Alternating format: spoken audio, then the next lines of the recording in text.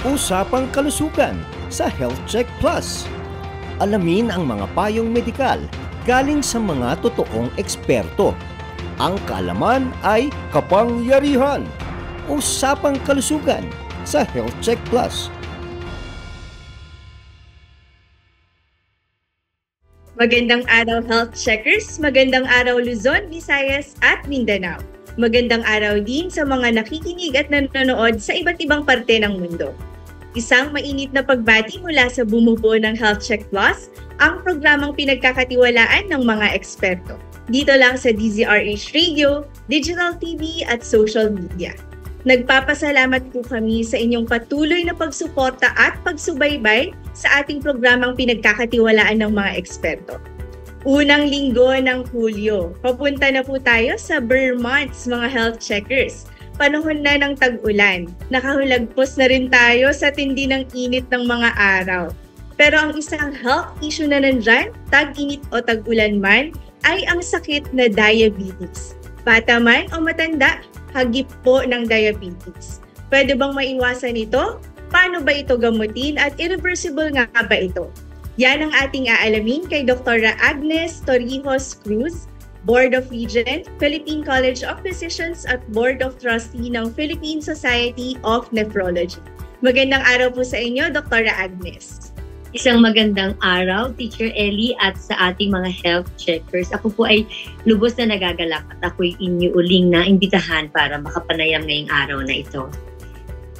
Maraming salamat po, Dr. Agnes, sa pagpapaunlak nyo sa aming imbitasyon. No? And I'm sure marami po sa ating health checkers ang talagang inaabangan na ang ating interview tungkol sa diabetes. So, Dr. Agnes, siguro bigyan natin ng focus ito, no, at emphasis. Marami po ba talaga ang nagkakaroon ng diabetes? Naku, totoo yan, Teacher Ellie. In fact, sinabi ko na rin yata sa dating yung kapanayam sa akin na bago pa ho nagkaroon ng COVID pandemic, ang diabetes po ay idineklara na ng World Health Organization bilang isang pandemya. Kasi sa kasalukuyan, data po ito ng 2021, worldwide, mayroon pong 537 million adults. Yung mga edad sa pagitan ng 20 hanggang 79 na may type 2 diabetes. And ang kanila pong prediction, by the year 2030, magiging 643 million daw po ito, and by the year 2045, magiging 783 million. Ano naman ang status po sa ating bansa sa Pilipinas?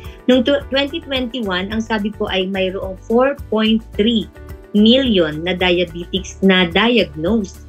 Meron pa din, Teacher Ellie, na 2.8 million na hindi nila alam na diabetic sila. Meaning, yun yung mga walang simptomas at hindi pa nakakapagpa-screen or nakakapagpa-check up. So, ang prevalence na tinatawag ng diabetes sa Pilipinas ay nasa 7.5%.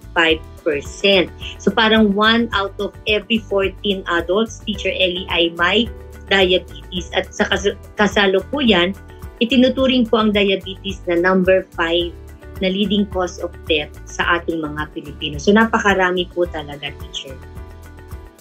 Nakakagulat po ito, Dr. Agnes, no? Kaya masaya po kami dito sa Health Check Plus para mabigyan ng impormasyon ng ating health checkers tungkol dito sa sakit na diabetes na ito.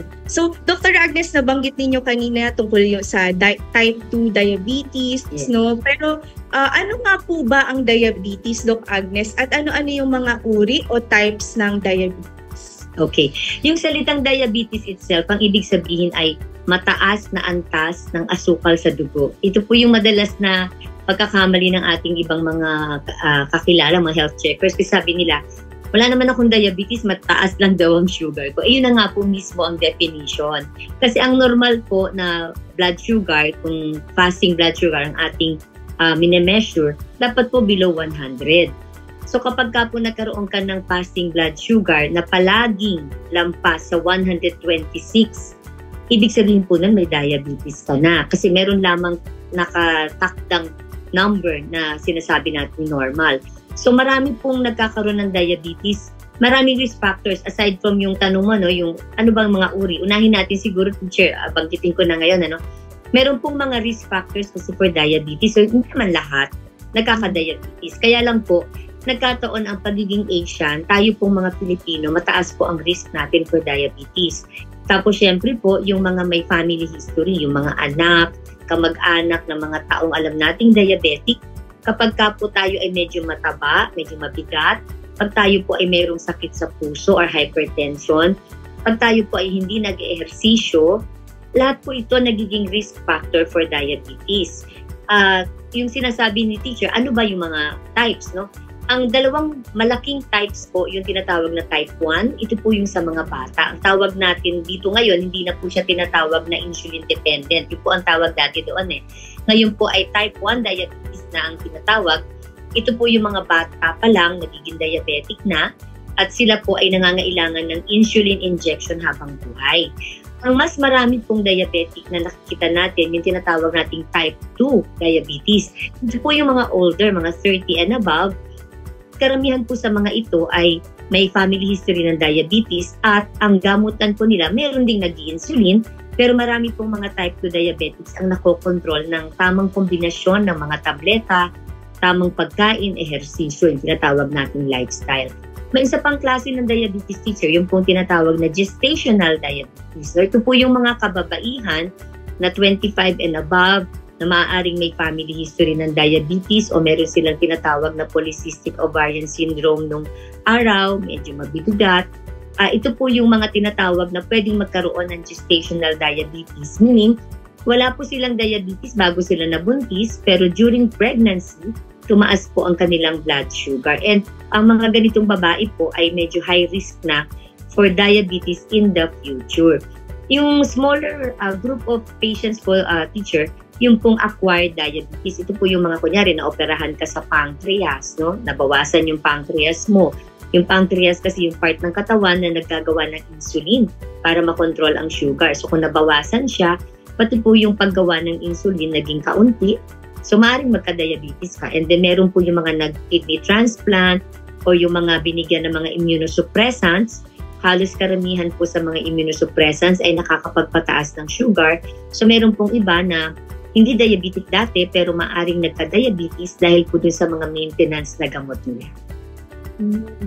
Dr. Agnes, thank you po sa pag-explain niya sa ating mga health checkers, no? Kasi I'm sure marami po sa amin ang nalilito kung ano nga ba yung diabetes o kung may diabetes na nga ba tayo, no? So maganda na nabanggit sa atin ni Doktora na ang mataas na antas ng sugar sa katawan ay nangangahulugan nito na talagang maaaring may diabetes na tayo. So, Dr. Agnes, kanina nabanggit ninyo na pati mga bata meron na ring type 1 diabetes, no? Bakit ba sila nagkakaroon ng diabetes kahit bata pa? Oo. Usually po may family history yan. Kaya nga po importante na alamin natin yung history natin sa family kung meron pong diabetes. Sa bata kasi, meron daw walang family history pero nagkaroon po sila ng tinatawag na autoimmune disease, meaning yung pong kanilang pancreas ay kinalaban ng sarili nilang cells. Kaya po yung beta cells, yun po yung part ng pancreas na gumagawa ng insulin, ay nasira at hindi na po nakakagawa ng insulin yung pancreas. Kaya po sila ay nagiging diabetic. Kaya nga po, itong mga type 1, kailangan mag-inject ng insulin habang buhay. Kasi in contrast, teacher, doon sa type 2, ang type 2, humina lang yung paggawa ng insulin ng pancreas. Pero meron pa namang natitirang function. So ang tabletas na pinaiinom natin, karamihan doon, ay tumutulong sa pancreas para mag-produce ng insulin or pababain ng sugar. Hindi po pwede sa mga type 1 yung ganung klaseng gamutan kasi wala na nga pong insulin na pinoproduce or ginagawa yung kanilang pancreas. Yun po pala yung Dr. Agnes, no? So, maganda rin na napag-usapan natin yung mga risk factors para din alam ng ating mga health checkers, no? Kung sila ba ay at risk na magkaroon ng diabetes na. So, puntahan naman natin at pag-usapan, Dr. Agnes, yung mga senyales at sintomas ng diabetes. So, paano po ba malalaman na tayo po ay mayroon ng diabetes o possibly kailangan ng magpatingin para ma-diagnose kung meron na tayong diabetes? Ang ganda ng tanong ni teacher. Pero lagyan po ng konting context yung sinabi mo. Ang ganda kasi nung paano ba natin malalaman or ma-prevent or ma-detect ng early. Ang recommendation po ngayon, so kunyari may family history po tayo ng diabetes, nanay or tatay natin diabetic. Ang sabi po, kahit walang nararamdaman, dapat po pagsapit ng edad 30 pataas, lalo na kung medyo alam mong hindi ka nag-exercise o medyo tumaba ka, magpa-test na daw po ng sugar or magpa-blood chemistry, kasama po yung blood sugar doon. Kasi yun po ang isang paraan para ma-detect ng maaga at mahuli natin yung tinatawag naming mga borderline o pre-diabetes po ang tawag. Kasi marami pong mga kamag-anak or anak ng mga diabetic ang nagiging pre-diabetic, tawag ng iba doon borderline, pero hindi po nila alam kasi wala pong simptomas yun. Ngayon, kung talagang ikaw ay diabetic na, yung lampas na sa 126 ang fasting blood sugar mo, lampas na sa 200 yung tinatawag na random blood sugar mo, ito po mga ito may nararamdaman na. Ang tinatawag naming typical symptoms ng diabetes, yung pumapayat na hindi naman sinasadya, parang laging uhaw, madalas mag-ihi lalo na sa gabi, at saka laging nanghihina. Ito po yung mga typical na senyales at simptomas ng diabetes. So yung iba kaya na papacheck up sa amin dahil nakaramdam sila ng ganon. Pero sabi ko nga, even if wala kayong nararamdaman, pag alam niyo may family history, wala namang masama kung kahit once a year, magpa-blood chemistry po tayo para ma-check po natin kung nasa borderline tayo o kung normal pa po tayo. I'm sure po maraming nakarelate dyan, Doc Agnes. Talagang nakarelate po ko doon kasi meron po kaming family history ng diabetes. So, sa mga kasama ko po dyang mga health checkers, tulad ko po na may family history ng diabetes, no? Maganda na magpa-check na po pala kami ng aming blood sugar para mas maagang ma-detect. Ayan. So, maganda din na nabanggit sa atin ni Dr. Agnes yung ilan sa mga pwedeng bantayan na mga senyales. Pero mas importante siguro na i-emphasize yung nabanggit ni Doktora, no, na huwag nang antayin, lalong-lalo na kung may family history. Yan. Tama. Doc Agnes, nababanggit niyo po kanina po sa insulin tsaka yung mga tabletas po. Pwede po bang magamot? Kasi I'm sure marami pong curious sa ating health checkers kung nagagamot o napawala pa ba ang diabetes once na ma-diagnose sila nito. Oo. May good and bad news, no? Kasi po ang diabetes hindi na po mawawala. Pag naging diabetic na po tayo, lifetime na po yung diagnosis. Pero kaya po natin siya kinokontrol, ito yung good news. Kaya po siya kinokontrol kasi compatible naman po sa mahabang buhay na good quality of life ang diabetes. Basta po naka-maintenance medications tayo, nasi-screen tayo for complications. Kasi ang iniiwasan po natin sa diabetes, komplikasyon. Hindi po natin maaalis, not in our lifetime, teacher. How I wish merong gamot na pag in-inject mo or ininom mo, tanggal na si diabetes. Hindi po ganun hindi po sa panahon natin. Pero nagagamot, na bibigyan ng mga kombinasyon ng mga gamot, may tamang pagkain, may ehersisyo na ina-advise, and tini-screen po namin for complications. Ito po dapat regular na ginagawa. Kasi ang nakakatakot naman sa diabetes yung komplikasyon, di ba? Kasi from head to toe yan, Teacher Ellie. Lahat ng ugat ng isang diabetic ay apektado. Kumikipot po ang mga ugat, hindi nadadaluyan ng dugo. At yun po ang pinanggagalingan ng komplikasyon. Kaya maraming nabubulag, may nai-stroke, may naaatake sa puso, may nadadialysis, may pag nagkasugat sa paa, hindi kagaling, no, na puputulan ng paa. Naiiwasan po lahat yan Basta po maganda ang control ng diabetes, regular ang pagpapacheck up, na i-screen tayo for complications. Talagang dapat lang masunurin tayo at tuloy natin yung gamutan. Kasi yung iba, teacher, pag walang nararamdaman, mabawasan nila yung gamot nila or ihihinto nila yung gamot. Yung iba naman, nangungopya ng gamot ng iba, hindi naman pala tama sa kanya yan. So wag po ganun. Kasi napakaganda na po ng paraan ng gamutan ng diabetes ngayon at napakahaba po ng mga buhay. I have many patients na nasa 80s, meron pa humangilan-ngilan na lampas 90, diabetic, mga walang komplikasyon, meaning inalagaan kasi nila yung sarili nila. Kaya maganda pa rin ang buhay nila. Yun po pala yung Dr. Agnes. So kahit na na-diagnose na tayo bilang ng mga diabetics, ay maganda pa rin. Basta maalagaan natin ang ating mga sarili.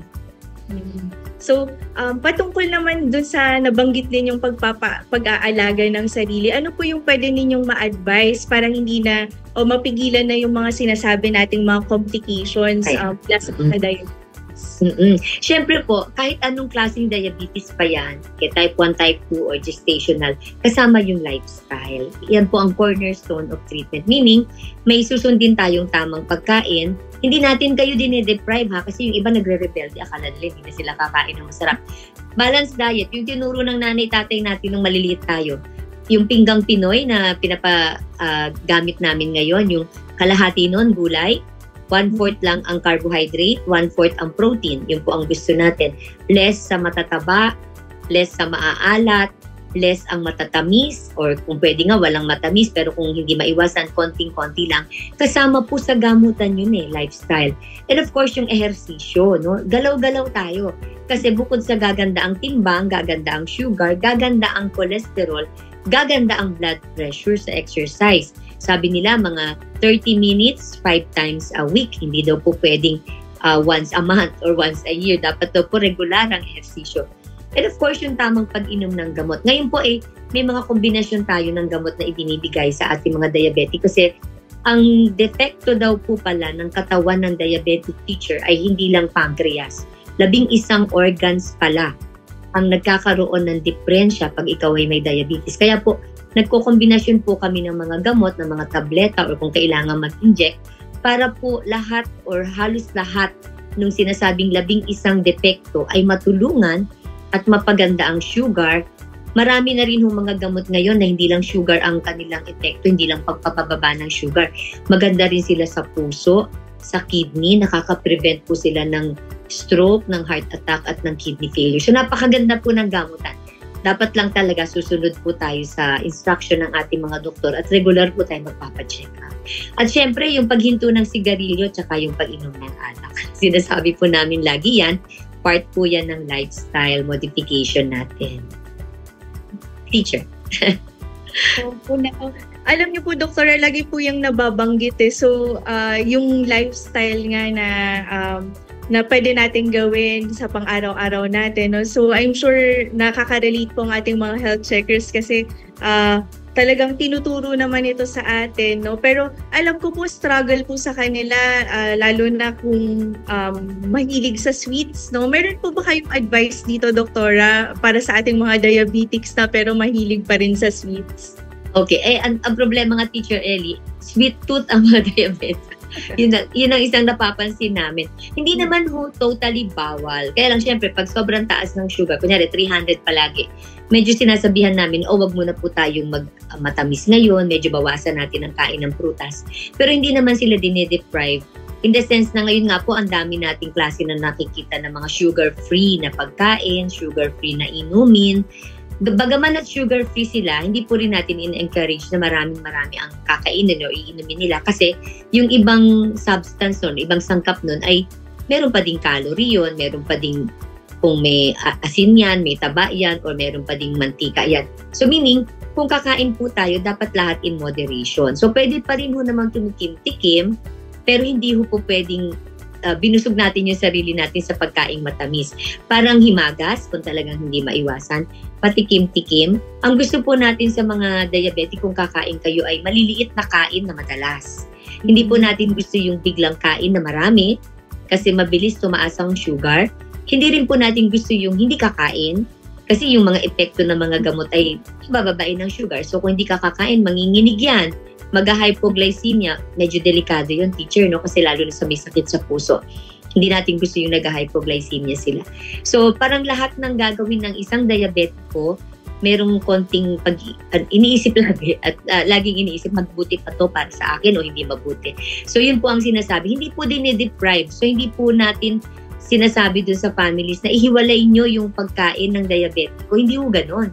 Kung ano yung pagkain sa bahay, yun ang kakainin. Medyo may konti lamang kung limitasyon pag alam nating may diabetes ang kakain. Kasi nagre-rebelde sila, teacher, pag yung masarap ang kinakain ng mga anak tapos si mami ang kinakain rasong isda. Nakakaawa din sila. Basta itama lang po natin. Everything in moderation. Ayan.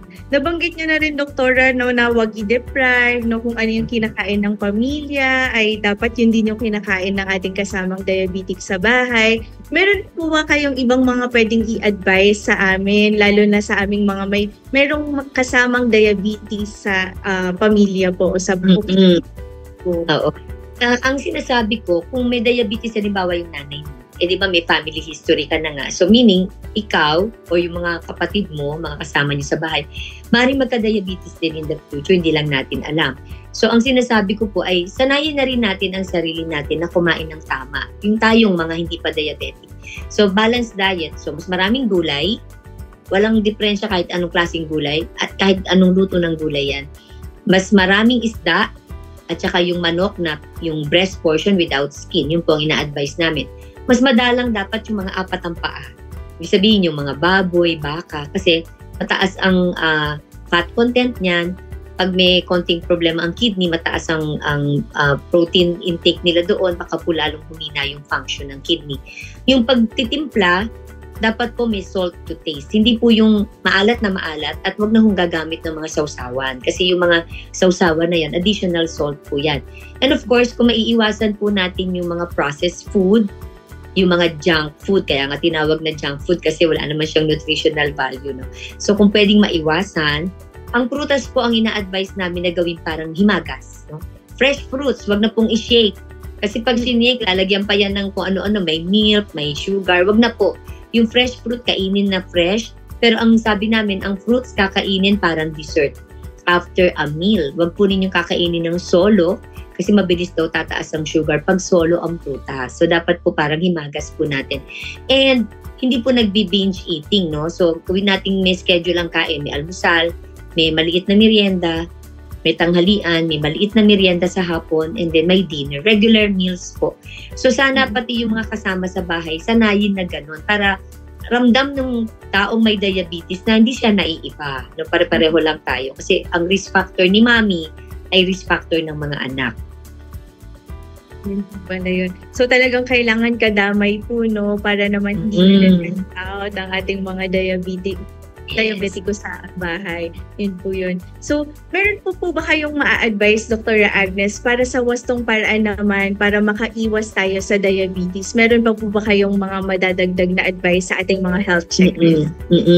Pag alam po natin meron tayong family history ng diabetes, dapat po mag-maintain tayo ng tamang timbang. Kasi, kanina binanggit ko yun, di ba? Hindi lahat ng tao ay magiging diabetic naman. Hindi rin lahat ng anak ng isang diabetiko ay automatic na magiging diabetic. Ang nakikita po nila, yung mga medyo nag-overweight na anak, yung anak na medyo panayang inom or sigarilyo, risk factor kasi yun. So, kung alam natin may family history tayo, medyo alagaan na natin ang sarili natin. Iiwasan na natin yung mga ganong bisyo. Kung alam nating tumataba tayo, magpapayat ulit tayo, tamang pagkain, ehersisyo na regular, at saka yung regular screening nga po, no? Kasi yun lang po talaga ang paraan para ma-prevent natin ang diabetes. Hindi naman masamang maging diabetic kasi baka sabihin nila, bakit death sentence ba yan? Hindi po. Pero syempre gusto natin, kunyari ako, kung madadiagnose man ako na diabetic na 70 or 80 years old na ako, okay na yun. Kasi parang ang tagal naman na ng buhay ko. Pero ayaw natin na 20 years old ka lang, diabetic ka na. Dahil syempre mas maraming posibilidad na magkaroon ka ng komplikasyon habang nagkakaedad ka. So yun po yung mga advice namin. Proper screening, regular check-up, yung tamang lifestyle. Hindi naman siya masamang sakit, pero dapat po ginagamot natin, mini-maintain ang gamot para po walang komplikasyon at compatible po siya sa isang mahaba at magandang buhay. So, ang dami po nating napag-usapan, Dr. Agnes. Pero before po natin i-close ang ating panayam kay Dr. Agnes, tanong din po to ng marami sa aming health checkers, Doktora. Saan po ba kayo pwede makapag-consulta po sa inyo? Opo, ako po yung taga Marikina. So, connected po ako sa most private hospitals po dito sa Marikina City. Pero ang isang babanggitin ko po yung Marikina Valley Medical Center at saka yung Metro Antipolo Hospital and Medical Center. Google nyo lang po yung pangalan ko, makikita nyo naman ata ako. Maraming salamat, Teacher Ellie, sa opportunity po. Opo. So siguro, Doktora, meron po ba kayong huling mensahe para sa ating panayam ngayon? Magbigay po tayo ng mga advice sa ating mga diabetic at mga kababayan para malaman nila ang mga panganib pa nito. Opo. Maraming salamat muli sa pagkakataon na pinagkaloob niyo sa akin na makapanayam niyo ako at makapagbigay tayo ng impormasyon sa ating mga health checkers. Nagkataon, Teacher Ellie, ito pong last week of July ay Diabetes Awareness Week. So talaga napapanahon po itong inyong panayam sa akin. So sabi ko nga, sana hindi tayo maging part ng statistics na ilang milyon na pala ang Pilipino na may diabetes. Pero kung sakasakali mang maging diabetic tayo, wag po kayong mangamba. Napakarami pong mga eksperto ngayon na nangangalaga para sa ating mga diabetic na kasama, ng mga health checkers natin. Lagi niyo pong tatandaan na kayo pa rin ang susi sa inyong magandang buhay bilang isang diabetiko. No? Dapat po tamang pagkain, tamang lifestyle, ehersisyo, itigil ang mga bisyo, tamang gamutan, regular na konsulta. At yung pag sinabi ng doktor na screen kita for complications, sa simula lang parang magastos. Pero isipin po natin lagi, pag hindi po tayo na-screen at nagkaroon tayo ng komplikasyon, mas magastos pong magpagamot kasi ma-ICU ka pa, madadialysis ka. So ayaw po natin ng mga komplikasyon. So i-maintain po ninyo yung mga gamutan na ginagawa ng inyong mga doktor. Nandito po ang inyong mga doktor, kaibigan niyo po kami, hindi niyo po kami kalaban. Para po kayo ay alagaan para sa isang mahaba at magandang buhay. Napakaganda po ng advice at mga payo ni Dr. Agnes. Maraming salamat po, Dr. Agnes. Thank you din, Teacher Ellie. Maraming salamat po. Huwag po kayong bibitaw. Makakasama natin ng isang nutritionist at dietitian para lalong alamin kung ano ang dapat na pagkain para iwasan at huwag lumala pa ang sakit na diabetes. Wellness tips, susunod na. Usapang kalusugan sa Health Check Plus. Alamin ang mga payong medikal galing sa mga totoong eksperto. Ang kaalaman ay kapangyarihan. Usapang kalusugan sa Health Check Plus.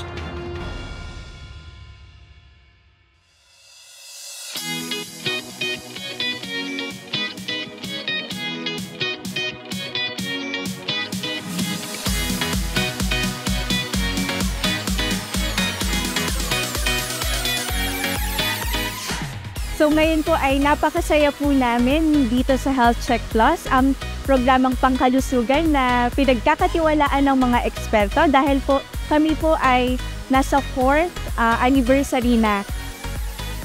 Kasabay po ng ating pagdiriwang ng ating 4th year anniversary ay ang pag-launch ng ating Health Check Plus Kalusugan Caravan. So dito po sisimulan natin ang pagbibigay dito sa Cancer Institute, dito sa Philippine General Hospital.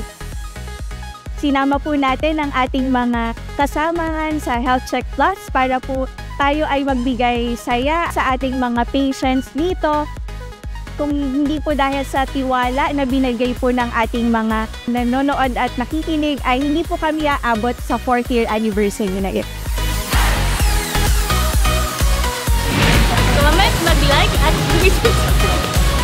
diba? Mga taga-teatro crowd niya, diba? check na check!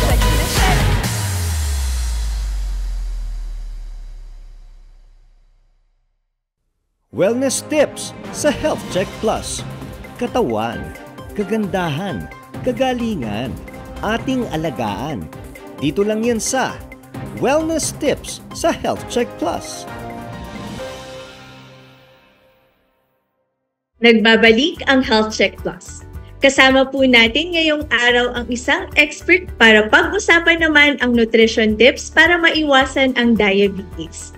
Graduate ng BS Nutrition and Dietetics at Centro Escolar University Manila, isang registered nutritionist, dietitian ng Cagayan Valley Medical Center. Magandang araw po, Ms. Johaira Ni Gamad. Kamusta po kayo? Batiin po natin ang ating mga health checkers. Ayan, hello po sa ating lahat. Isang magandang umaga sa ating lahat. Teacher Ellie, magandang umaga. So, Unang tanong, Miss Jo, ano po ba ang mainam na diet para sa mga may diabetes? Kasi napakadami po ngayon na nagkakaroon ng diabetes, so marami pong nagtatanong sa atin ito. Yun, no? So, Teacher Ellie, no? So, totally agree, no? Sa inyong sinasabi. Actually, napakarami na po mga Pilipino ang nagkakaroon ng sakit na diabetes. At usually, parati nila sa amin tinatanong, ano ba yung mga diet or ano ba yung mga tamang pagkain para makontrol ang blood sugar. So dito, lagi namin nire-remind yung salitang individualized diet. So pag sinabi natin individualized diet, hindi pwede yung diet mo, Teacher Ellie, ay effective para sa akin. So kumbaga, yung diet para kay Teacher Ellie, para lang kay Teacher Ellie. Yung diet para sa akin, para kay Ma'am Johaira, kay Ma'am Johaira lang. So dito, pag may mga pumupunta sa aming mga pasyente or individual na mayroong diabetes, talagang pinapaliwanag namin na ang kanilang pangangailangan ay para lang sa kanilang sarili. At higit sa lahat, isa rin sa aming ine-emphasize na hindi dapat katakutan or iwasan ang pagkain. Ayan. Nabanggit niyo na, Ma'am Jo, no, na talagang marami sa ating mga health checkers na Pinoy ay tungkol sa kanin talaga yung mga tanong nila, no? At isa po dyan, may nagtatanong dito na suking health checker natin, mayroon daw po siyang diabetes. Mas mabuti daw po ba na iwasan na niya ang rice? At kung iiwasan, meron po ba daw substitute for rice? Okay, no? So, titingnan kasi natin, Teacher Ellie, no, ang definition or para saan ang carbohydrates. Unang-una, ito ay nagsisilbing pagkain ng ating utak. So, kung iiwasan natin ang kanin or ang carbohydrates, mawawala ng pagkain yung utak natin. So, ang epekto nito, parati tayong matamlay, hindi makafocus, no? So, dito, kung tayo ay mayroong diabetes, ang gagawin natin ay yung tinatawag natin na dietary modification. Pag sinabi natin dietary modification, unang-una, kontrolado or merong tamang dami ng serving portion. Pangalawa, nagmo-modify din tayo sa paraan ng pagluluto. Halimbawa, ang pagkain or ang gusto niyang merienda ay cake, no? Cake na may maraming asukal. So kung tayo ay mayroong diabetes, pwede pa rin siyang kumain ng cake. Sa paanong paraan, i-modify natin yung ingredients. Siguro, imbes na mga 10 kutsarita ng asukal, baka pwedeng gawing 5 or gawing 4. So, doon pumapasok yung diet modification. Pagbabalik tayo sa kanin, usually, no, kahit ito ay brown rice, black rice, or kahit anong rice, pero kung yung dami ay sobra, ito ay nakakasamot din. Kasi gusto natin sinasabi sa ating mga pasyente, lalong-lalo na kung mayroong diabetes, walang pagkain ang bawal. Actually, dapat nasa tamang dami. Okay.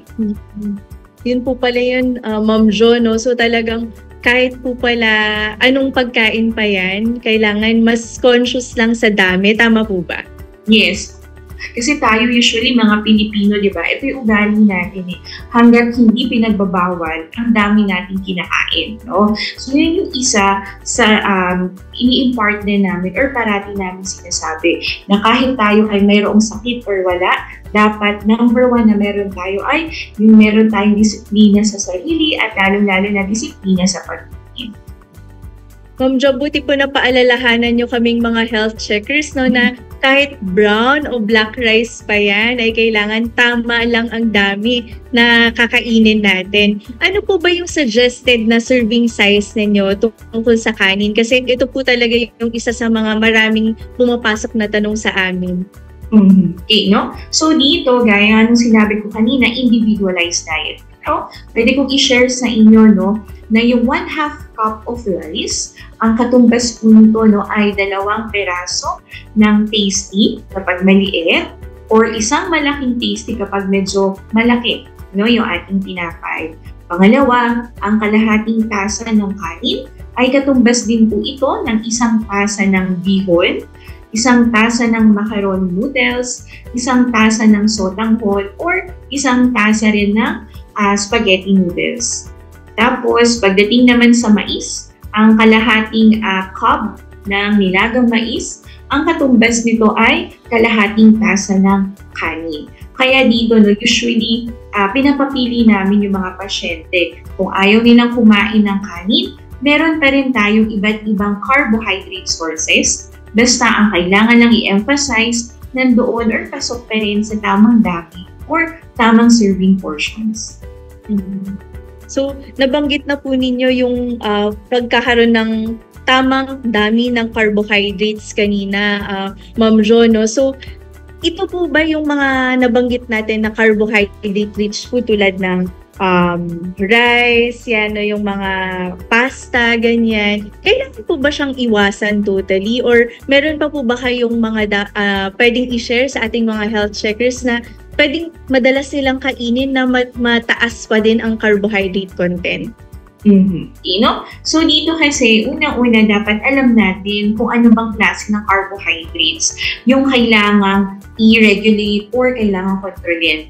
Kasi meron tayong dalawang klase ng carbohydrates. Yung tinatawag natin na complex carbohydrates, katulad ng ating mga kanin, yung ating mga root crops. So pag sinabi natin complex, kapag kinain natin, gigilingin pa ng katawan bago ma-absorb. Hindi katulad ng isang uri ng carbohydrates na simple carbohydrates.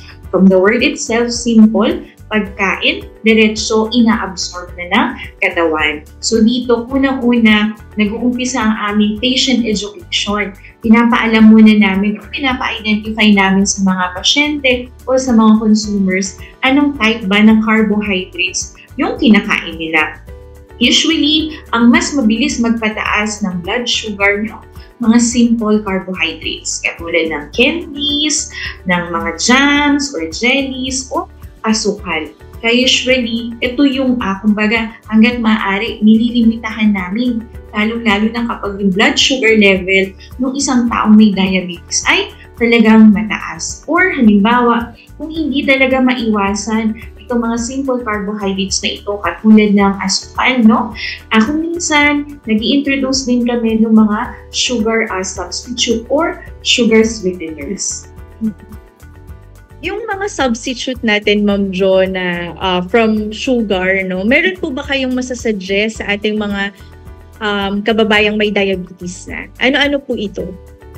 No, actually, marami naman sa market na yung mga tinatawag natin na mga sugar sweeteners. Pero usually, ang isa rin namin paalala, for example, kung ikaw ay mayroong diabetes na mayroong komplikasyon, halimbawa sa puso or halimbawa sa bato, mas nagiging individualized siya. So, kumbaga, mas naghahanap kami ng specific na sugar substitute, no, dun sa mga taong meron pang ibang health conditions bukod sa diabetes. Pero kung ikaw ay mayroong diabetes, no, walang ibang complications, pwede yung sugar substitutes or nag-aalat pa rin kami ng sugar allowance sa kanilang diet. At least kahit mga 1 to 2 teaspoons per day. Okay? Para hindi maramdaman ng mga tao yung parang feeling na dinedeprive na sila ng pagkain. Kasi yun yung hanggat maaari, iniiwasan namin yung pakiramdam nila na kawawa sila, yung pakiramdam na wala na silang kinakain. Tama po yan, Ma'am Jo, no? I'm sure marami po sa ating health checkers na may diabetes na relate dyan na parang ang dami-dami ng bawal, no? So, parang mas nagki-crave po ata sila kapag ganun, Ma'am Jo, no? So, siguro ang next natin na tanong, lalong-lalo na ito ay mula sa ating social media platform. Ano po ang payo ninyo para mabawasan ang mga sugar-rich drink naman? Yan, no? So, lalong-lalo na ngayon, sobrang usok, no, yung ating mga sugar-sweetened beverage na tinatawag. Actually, ang lagi rin namin or isa namin ina-emphasize, tinutuan namin magbasa yung mga taong merong diabetes, kahit yung mga normal individual, kung paano magbasa na tinatawag natin na nutrition label. So for example, no, Teacher Ellie, merong mga products na sugar-free, nilalagay nila sugar-free.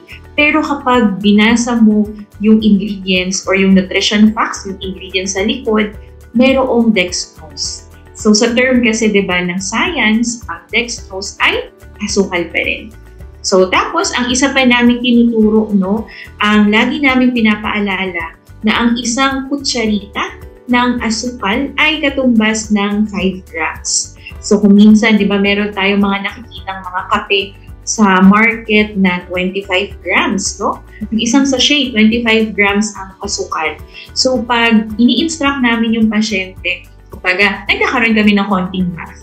So kung itong halimbawang kape na ay mayroong 25 grams ng asukal, ilang kutsarita kaya ito? So more or less mga nasa 5 kutsarita. So pag ganung paraan, mas nare-realize nung pasyente, mas nakaka-adapt sila. And ang isa pa namin usual na sinasabi ko, binibigay na tips na kapag ang tao merong diabetes, no, ay nagkakaroon ng education sa amin, sinasama rin namin yung kasama sa bahay. So usually, isa sa ina-advise namin, kung ano yung ulam dapat ng pamilya, dapat pareho rin yung taong may sakit ng diabetes. Kahit walang diabetes, basta yung may simpleng sakit, di ba? Kasi tayo, kahit sa bahay, pagkakain tayo ng sama-sama at iba yung ulam mo among the rest of the family, di ba? Parang masakit pa rin sa feeling nila. So, isa rin ito sa ina-advise namin. So, hindi lang pasyente ang ini-involve namin sa management ng diabetes. Lalong-lalo na yung community, yung pamilyang kasama niya, at even yung taong nagluluto ng pagkain sa bahay. Tama po yun, no, Ma'am Jo. No? Buti na paalalahanan natin ng ating mga health checkers na kailangan pareho ang pagkain ng ating kasamahan sa bahay na may diabetes din. So, actually, itong next na tanong po natin ay mula ulit sa ating social media. Pakipaliwanag lamang po kung ano ang wastong diabetic diet. Ang request po ng ating health checker, kung pwede daw po kayo magbigay ng mga halimbawa ng wastong breakfast, lunch at dinner. Mukhang ito po, Ma'am Jo, ang nagluluto para sa ating diabetic. Baka po meron kayong tip para sa kanya. Okay? So dito, no, usually if familiar tayo sa Pinggang Pinoy na sinusulong ng FNR-ITOST na ang itsura daw ng plato ng isang tipikal na Pilipino, yung kalahati. No? So imagine natin, Teacher Ellie, may plato tayo sa harap natin. Yung kalahating tasa daw or yung kalahating portion ng ating plato ay dapat nagtataglay ng gulay. Pero ano ang nangyayari sa tao sa Pilipinas? Yung kalahati nun usually kanin, diba? Or minsan, sa Filipino setting, may kanin na may pansit.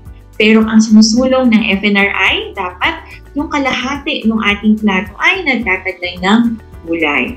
Tapos, so, may natira pang half. So, yung 1/3 nun, yun daw yung rice. And yung 1/3 is yung ating protein-rich foods. So, kabilang dun sa plato na yun, isa rin sa pinopromote namin is yung pag-inom ng maraming tubig. So, aside kung halimbawa hindi kaya ng isang tao na uminom ng maraming tubig, saan nila pwedeng bawiin yung mga fluids? Pwede sa may sabaw, pwede rin po sa mga prutas na maraming tubig, katulad ng pakwan, ng melon, yan, or singkamas. Yun po pala. Pwede din palang maging substitute ang sabaw, no, at mga prutas na maraming water content kung hindi na makainom ng tubig. Opo. So, maganda na napaalalahanan ulit tayo ni Ma'am Jo tungkol sa Pinggang Pinoy. Ma'am Jo, nabanggit nyo kanina na dapat tama yung portion. Baka po bigyan natin ng idea ang ating mga health checker, gaano ba kalaki yung pinggang yan? Kasi baka mamaya yung malaking pinggan ang kanilang. So usually, no, ang typical na size na talaga is 9 inches na plate. Or in other words, for example, no, kung walang plato or walang measuring cup, pwede natin gawin or gamitin yung ating hand portions. So sinasabi daw nila, dapat ang kanin daw natin, no, halimbawa ako, ang kanin ko meal ay kasing laki ng aking kamao. Okay? So yung sa'yo, Teacher Ellie, yung kamao mo, ganyan daw karami yung kanin na kaya mo or allowed na pwede mong kainin. So hindi pwede yung kamao ng kapitbahay or kamao ng kahit sino. So sumunod na portion, itong ating pinaka-palm size, no, hindi kasama yung daliri, ganito daw kalaki yung ating ulam na kakilid. Okay? So yan. And pagdating sa gulay, Teacher Ellie, is kamao siya. So yun. So kumbaga, itong ating mga kamay, no, ginawa rin pala ng Diyos para maging measurement ng ating pagkain. Ayan. Ma'am Jo, salamat sa pag-inform sa atin doon, no? Kasi parang sa tingin ko mas madali na tandaan yung measurement na yun kaysa kukuha ka pa ng tasa, no? Para i-measure yung mga pagkain na nakahain, no? So mas practical sa atin na titignan na lang yung kamay, no? So nabanggit din natin kanina, Ma'am Jo, yung pagkain ng ating mga health checkers ng prutas. Pero meron po bang mga prutas na mataas din sa sugar na dapat iwasan kapag may diabetes na?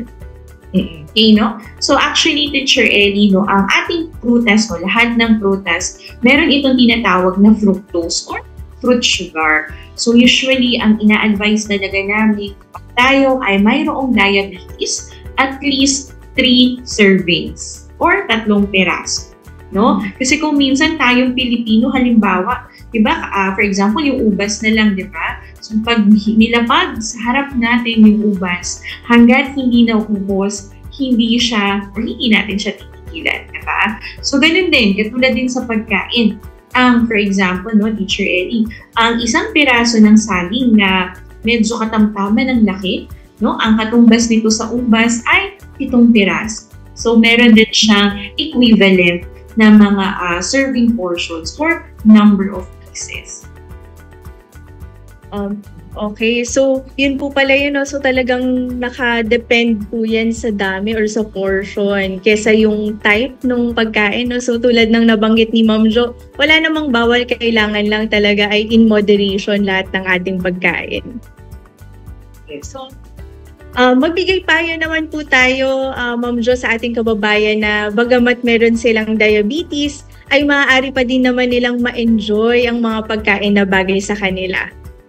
No? So doon sa ating mga viewers and listeners na mayroong kakilala na mayroong sakit na diabetes, so parati natin pinapaalala na walang pagkain ang hindi nila po pwedeng kainin. So pumapasok dito yung in moderation, number 1. Pangalawa, yung support natin among doon sa ating family members. Malaki rin kasi ang role or ang impact ng support coming from the family members. At syempre, hindi mas magiging epektibo ang pag-control ng blood sugar kung hindi natin ito sasamahan ng exercise, no? Kasama rin po ito. And ang pinakahuli po na napaka-importante rin ay ang sapat na tulog, pahinga, at stress management, Teacher Ellie, no? So, base kasi sa mga bagong pag-aaral, kung tayo ay sobrang stress, hindi rin po nakokontrol ang blood sugar, minsan pati ang blood pressure na apektuhan. So, dapat lagi natin sinasabi na magkaroon tayo ng stress management. At of course, wastong tulog. Ang dami po nating napag-usapan, Ma'am Jo, no? So, maganda na ang dami nating nakuha sa mga tips ni Ma'am Jo sa atin. Pero Ma'am Jo, bago po natin isara ang ating interview, baka po pwede ninyong sabihan ng ating mga health checkers kung paano po kayo makakontak kung sakaling meron pa po silang mga katanungan.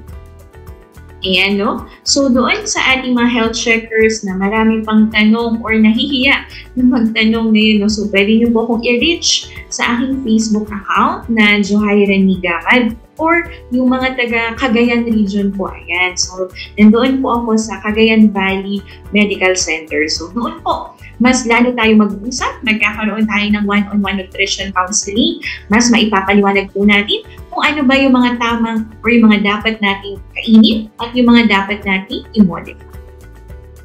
So Ma'am Jo, ano po ang huling mensahe nyo sa ating mga kababayan na mayroong diabetes tungkol sa kanilang tamang diet at nutrition sa mas masayang buhay? Ayan, no? So doon sa ating mga kasamahan o mga kakilala na mayroong diabetes, lagi po nating tatandaan na ang ating pagkain ay dapat in moderation, balance, at adequate. Maraming salamat po muli, Miss Johaira Nigamad. Samahan niyo po kami muli sa susunod na linggo dito sa Health Check Plus. Tandaan, ating pangalagaan ang ating kalusugan sapagkat ang kalusugan ay ating kayamanan. At huwag kalimutan batiin araw-araw ang ating minamahal. Be kind, be safe, and stay healthy. Ako po si Teacher Ellie Campos Banayat, dito sa programang pinagkakatiwalaan ng mga eksperto, ang Health Check Plus. Wellness tips sa Health Check Plus. Katawan, kagandahan, kagalingan, ating alagaan. Dito lang yan sa Wellness Tips sa Health Check Plus. Sa tulong po ninyo, running to 4,000 subscribers na po tayo. Konting share na lang mga health checkers at tiyak na abot na tayo sa 10,000 subscribers bago magtapos ang 2024. Maaari ninyong balik-balikang panoorin ang ating mga episodes sa Health Check Plus YouTube channel or i-scan ang QR code na makikita sa inyong mga screen. Mag-comment, mag-like, mag-subscribe at i-click ang notification bell para laging updated sa ating mga features. Be a health checker.